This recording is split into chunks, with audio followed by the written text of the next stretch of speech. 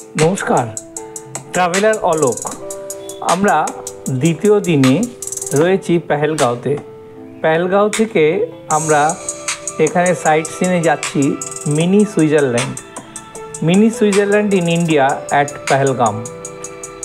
পেহেলগামটা এত সুন্দর শহর এবং এখানে বিশেষ করে নভেম্বর ডিসেম্বর মাসে পুরো এই মিনি সুইজারল্যান্ডে বরফে ঢাকা থাকে।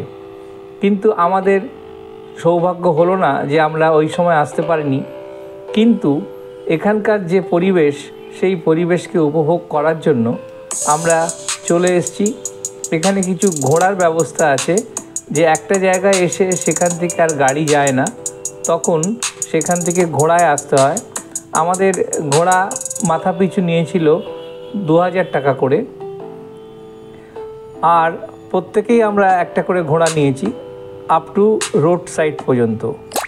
তো আমরা আগেও বলেছি যে আমরা কাশ্মীর ট্যুরের পাটনিটপের পরে যে আমরা পরপর যে জায়গাগুলো বেছে নিয়েছি তার মধ্যে পেহেলগাঁও হচ্ছে আর একটা অন্যতম জায়গা। এটা জম্মু থেকে 232 কিলোমিটার আর কাটরা থেকে 220 কিলোমিটার।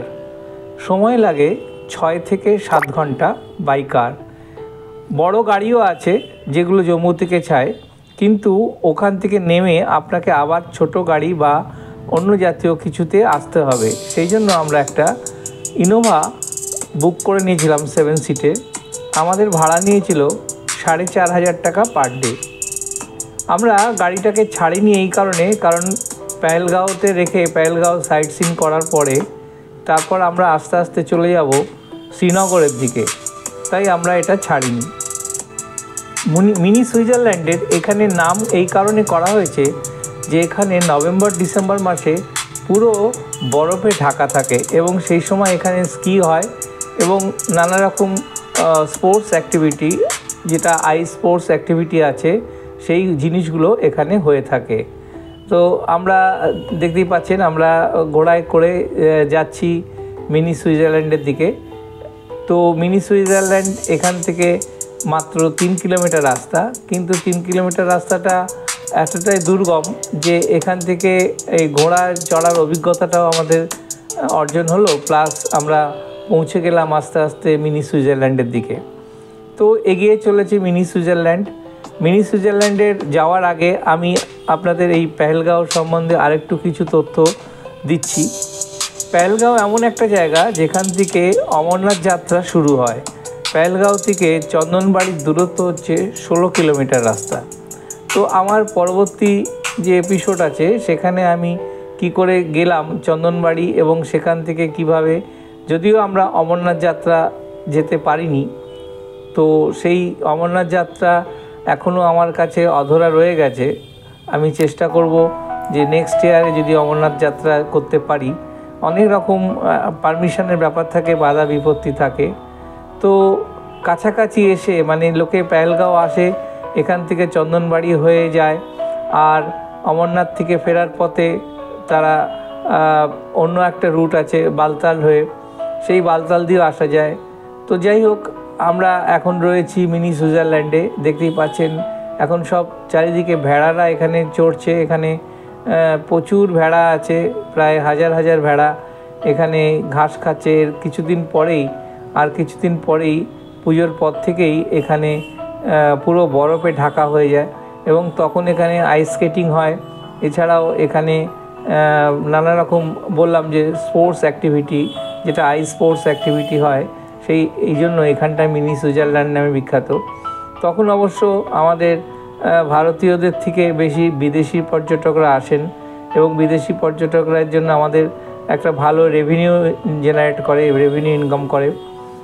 কাশ্মীর সম্বন্ধে আমরা যেটা শুনেছিলাম যে কাশ্মীরে একটা অশান্ত পরিবেশ, কিন্তু আমরা এখানে এসে কোনো রকম কিছু দেখতে পাইনি।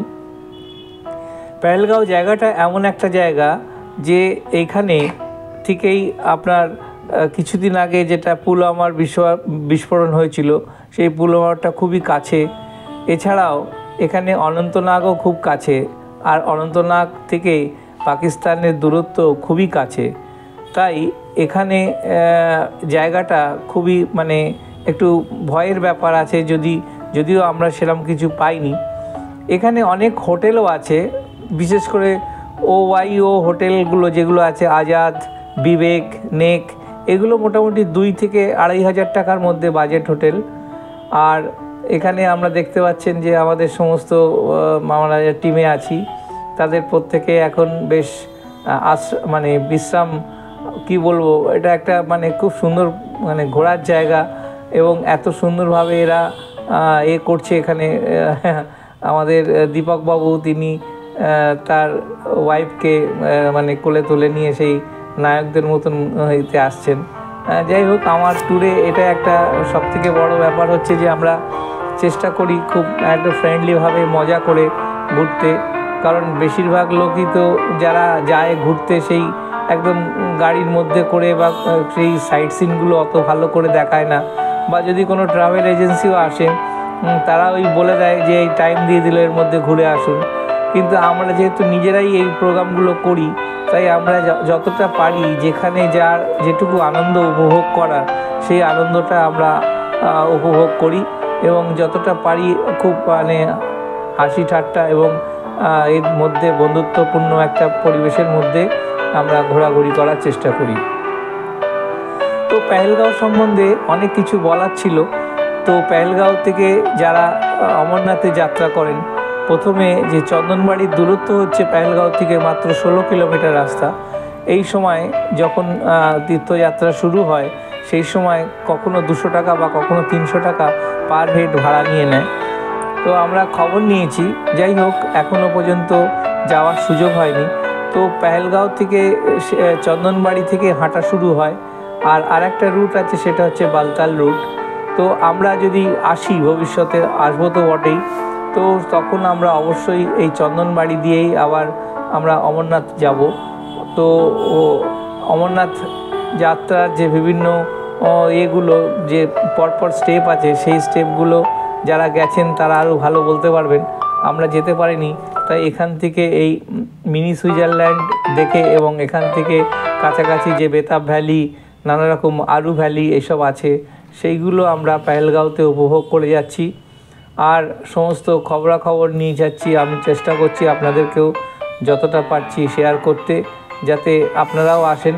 তবে যদি নিছক আনন্দ করতে বা বেড়াতে আসেন, তবে এই জায়গাটা কিন্তু মিস করবেন না। সত্যি খুব সুন্দর জায়গা পেহেলগাঁওর, এত সুন্দর মানে যেন স্বর্গীয় যেন এখানে নেমে এসেছে। আর এই যে মাঠটা দেখতে পাচ্ছেন, এটা এখানটায় বরফ মানে শীতকালে তো বরফ পড়ে এবং নানা রকম স্পোর্টস অ্যাক্টিভিটি হয়। তাই শীতকালে যদি আসতে পারেন, তবে হ্যাঁ একটা কথা বলবো, শীতকালে কিন্তু এখানকার লিভিং কস্ট অনেক বেশি, কারণ এখানে বেশিরভাগ তখন বিদেশি পর্যটকরাই বেশি আসেন, তখন ওই ডলারে পেমেন্টের ব্যাপার থাকে। তাই আমরা যারা মধ্যবিত্ত বা নিম্ন মধ্যবিত্ত, অথচ ঘোরা বেড়ানো আমাদের একটা শখ বা হবি বলতে পারেন, সেই মধ্যে বাজেটের মধ্যে থাকতে গেলে আপনাকে এই পুজোর আগে বা বরফ পড়ার আগে এখানে আসতে হবে এবং এসে দেখাশুনো করে যেতে হবে। তবে হ্যাঁ এটা বলবো যে সময় অমরনাথ যাত্রাটা হয়, সেই সময় কিন্তু আপনি এখানে এসে মানে থাকাটা খুবই দুরূহ ব্যাপার, কারণ তখন তো সব বেশিরভাগ তীর্থযাত্রীরা আসেন, তো তাদের একটাই লক্ষ্য থাকে যে আমরা অমরনাথ যাত্রা করব। তো এই সব সাইট সিনগুলো তারা দেখেন না বা দেখার সুযোগও পান না। কিন্তু আমরা যেহেতু অফ সময় এসছি, মানে একটা অফ সিজনে এসছি, তাই এখানে আমরা এখানকার প্রাকৃতিক নৈসর্গ উপভোগ করছি।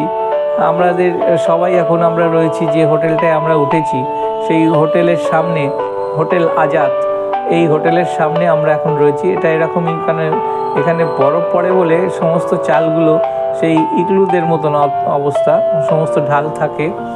তো কাশ্মীরে যে সৌন্দর্য ব্যাখ্যা আমি আগেও দিয়েছি, তো আমরা আবার করছি যে কাশ্মীর যদি আসেন অবশ্যই এই পেহেলগাঁওতে আসবেন, আর পেহেলগাঁওতে আসলে মিনি সুইজারল্যান্ড অবশ্যই আসবেন, কারণ এই জায়গাগুলো এত সুন্দর এবং শান্ত নিরিবিলি, এখানটা না আসলে এখানকার যে ভূস্বর্গ, কাশ্মীরকে যে আমরা ভূস্বর্গ বলি, সেই ভূস্বর্গটা অনুভব করতে পারবো না। আর কেশর চা এখানকার সবথেকে বিখ্যাত, প্রত্যেকটা চায়ের সঙ্গে দুধের চা বলুন বা লিকার লাল চা বলুন, কেশর দিয়ে দিলে তার একটা আলাদা মাত্রা পেয়ে যায়। তো তো আমরা যখন মানে কাশ্মীরে যাত্রা শুরু করেছি, আমরা একটা একটা করে এগোতে এগোতে যাচ্ছি। প্রথমে আমরা গেছিলাম পাটনিটপ, ফার্স্টে গেছিলাম কাটরার পরে আমরা পাটনিটপ থেকে হয়ে আমরা সোজা পেহেলগাঁও চলে এসেছি। আর এই রাস্তাটা দেখছেন কত সুন্দর রাস্তা। এই রাস্তা দিয়ে এই প্রায় 9-10 হাজার ফুট ওপর দিয়ে আমরা যাচ্ছি। খুব সুন্দর, চারিদিকে প্রাকৃতিক পরিবেশও খুব সুন্দর। তো এই পরিবেশের মধ্যে দিয়ে আমরা যে নৈসর্গিক আনন্দ উপভোগ করতে করতে যাচ্ছি, তার আরেকটা উদাহরণ আমরা আপনাদের সামনে তুলে ধরতে চাইছি যে কাশ্মীরে আসুন, কাশ্মীরকে ভয় পাওয়ার কিছু নেই, এখন খুবই শান্ত পরিবেশ। তবে হ্যাঁ, এটাও ঠিক যে সময়টা বলে দিচ্ছে সরকার থেকে সেই সময় আসাটাই ভালো, কারণ এখানে কখন কীরকম যে এরা দুষ্কৃতীরা আক্রমণ করবে বা কাকে টার্গেট করবে এটা বোঝা খুব মুশকিল। তাই এই শান্ত পরিবেশে এইখানকার যে নৈসর্গিক ভূস্বর্গ তাকে উপভোগ করার জন্য কাশ্মীরে এসে কাশ্মীর ভ্রমণ করবেন, এবং তাতে এখানকার কিছুটা আর্থসামাজিক উপকৃত হবে। আর দেখতেই পাচ্ছেন যে পুরো ফাঁকা, একদম মানে জনমানব শূন্য প্রায় বলতে যায়। যে রাস্তাগুলো দিয়ে আমরা যাচ্ছি এত সুন্দর। আমরা আজকে চন্দনবাড়ির দিকে যাওয়ার প্ল্যান আছে। তো চন্দনবাড়ি পেহেলগাঁও থেকে মাত্র 16 কিলোমিটার রাস্তা। এখান থেকেই যাত্রা শুরু হয় অমরনাথের। প্রথমে যেখানে যায় সেটা হচ্ছে 3 কিলোমিটার, তারপরে শেষনাগ হচ্ছে 12 কিলোমিটার, তারপরে 12 কিলোমিটারের পরে হচ্ছে পিছুটপ আছে। সেই পিছুটপ থেকে লাস্ট হচ্ছে পঞ্চতরণী থেকে মাত্র 6 কিলোমিটার হচ্ছে অমরনাথ। রুটটা পুরোটাই জানি, কিন্তু যাওয়া হয়নি এখনও ভগবান শিব মহাদেব হয়তো আমাদের এখনও সেইভাবে মানে সাড়া দেননি, বা আমাদেরও সেরকম সুযোগ হয়নি, সুযোগ সুবিধা। তা চেষ্টা করব খুব শীঘ্রই, যতদিন আমরা হাঁটতে চলতে পারবো তার মধ্যে আমি এই অমরনাথ যাত্রাটা একবার সেরে নেওয়ার চেষ্টা করব। তো আপাতত কাশ্মীরে এসে কাশ্মীরের যে বিভিন্ন নৈসর্গ সেগুলো উপভোগ করলাম, তাদের কিছু অংশ আপনাদের সামনে তুলে ধরলাম। দেখতেই পাচ্ছেন এই নদীটা পেরিয়ে যেতে হয়। ভালো থাকবেন, সুস্থ থাকবেন। ট্রাভেলার অলোক।